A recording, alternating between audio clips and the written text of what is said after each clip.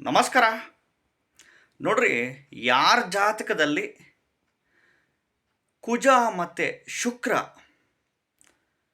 ಈ ಸಿಂಹ ರಾಶಿಯಲ್ಲಿ ಒಟ್ಟಿಗೆ ಇದ್ದು, ಅಥವಾ ಮಿಥುನ ರಾಶಿಯಲ್ಲಿ ಕುಜ ಶುಕ್ರ ಒಟ್ಟಿಗೆ ಇದ್ದು, ಅಥವಾ ಕರ್ಕಾಟಕ ರಾಶಿಯಲ್ಲಿ ನೀಚ ಕುಜನ ಜೊತೆಗೆ ಶುಕ್ರ ಇದ್ದು, ಅಥವಾ ಮಕರ ರಾಶಿಯಲ್ಲಿ ಕುಜ ಶುಕ್ರ ಒಟ್ಟಿಗೆ ಇದ್ದರೆ, ಜೊತೆಗೆ ಕನ್ಯಾ ರಾಶಿಯಲ್ಲಿ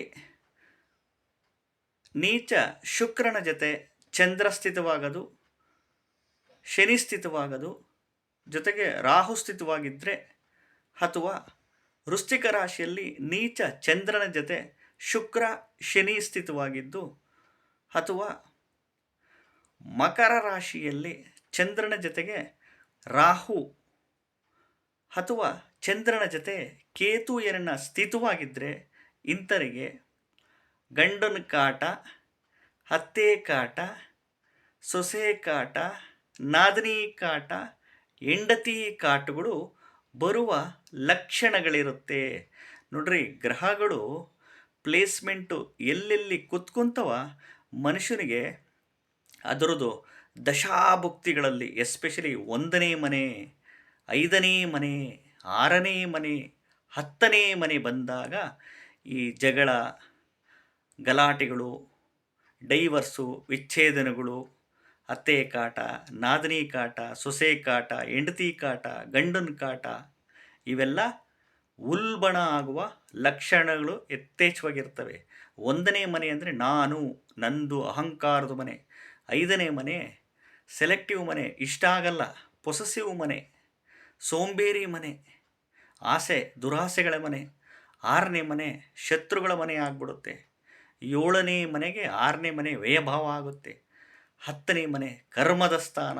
ಹಂಗಾಗಿ ಈ ರೀತಿ ಜಗಳಗಳು, ಗಲಾಟೆಗಳು, ಘರ್ಷಣೆಗಳು, ಅತ್ತೆ ಸೊಸೆ, ಅತ್ತೆ ಕಾಟ ಆಗ್ಬೋದು, ನಾದಿನಿ ಕಾಟ ಆಗ್ಬೋದು, ಸೊಸೆ ಕಾಟ ಆಗ್ಬೋದು, ಗಂಡನ ಕಾಟ ಆಗ್ಬೋದು, ಹೆಂಡತಿ ಕಾಟ ಆಗ್ಬೋದು.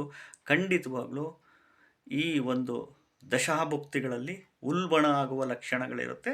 ಮತ್ತು ಗ್ರಹಗಳು ಜಾತಕದಲ್ಲಿ ಅಲ್ಲಿ ಪ್ಲೇಸ್ಮೆಂಟ್ ಕೂತ್ಕೊಂಡಾಗ ಈ ರೀತಿ ಮದುವೆ ಜೀವನದಲ್ಲಿ ಸಮಸ್ಯೆಗಳು ಉಲ್ಬಣ ಆಗುವ ಲಕ್ಷಣಗಳಿರುತ್ತೆ. ಗಂಡನಿಗೆ ಹೆಂಡತಿ ಕಂಡ್ರೆ ಆಗ್ತಿರಲ್ಲ, ಹೆಂಡತಿಗೆ ಗಂಡನ ಮೇಲೆ ಇಷ್ಟ ಇರಲ್ಲ, ನಾನು ಹೋಗೋದಿಲ್ಲ ಗಂಡನ ಮನೆಗೆ ಅಂತಿರ್ತಾರೆ. ಹೆಂಡ್ತಿನ ಕಂಡ್ರೆ ಸೇರಲ್ಲ, ಅತ್ತೆ ನಾದಿನಿ ಸೊಸೆನ ಕಂಡ್ರೆ ಸೇರಲ್ಲ, ಜಗಳಗಳು ಉಲ್ಬಣ ಆಗುತ್ತೆ. ಆವಾಗ ಸಪರೇಷನ್ಸ್, ಗಂಡ ಹೆಂಡ್ತಿ ದೂರ ದೂರ ಆಗೋದು, ವಿಚ್ಛೇದನಕ್ಕೆ ಒಳಪಡೋದು, ಡೈವರ್ಸ್ ತೊಗೊತೀವಿ ಅನ್ನೋದು. ಹಿರಿಯರು ಎಲ್ಲ ಕೂತ್ಕೊಂಡು ಮಾತುಕತೆ ಮಾಡ್ತಾರೆ ಒಂದು ಮಾಡಲಿಕ್ಕೆ, ಬಟ್ ಅದು ಒಂದಾಗಲ್ಲ. ಕೊನೆಗೆ ವಿಚ್ಛೇದನಗಳು ಆಗುವ ಲಕ್ಷಣಗಳಿರುತ್ತೆ. ನೋಡಿ, ನಾವು ಜ್ಯೋತಿಷಿಗಳಾಗಿ ಮಾರ್ಗದರ್ಶನ ಮಾಡೋರಷ್ಟೇ, ಗೈಡ್ ಮಾಡೋರು. ಯಾವ ಜ್ಯೋತಿಷಿಗಳು ದೇವರಲ್ಲ, ಪವಾಡ ಸೃಷ್ಟಿ ಮಾಡೋರಲ್ಲ. ಗ್ರಹಗಳ ಇಂಡಿಕೇಶನ್ಸ್, ಸೂಚನೆಗಳು ಏನು ಕೊಡುತ್ತೋ ನಾವು ಅಧ್ಯಯನ ಮಾಡಿರ್ತೀವಿ, ಅದ್ರ ಮೇಲೆ ಹೇಳ್ತಾ ಹೋಗ್ತೀವಿ.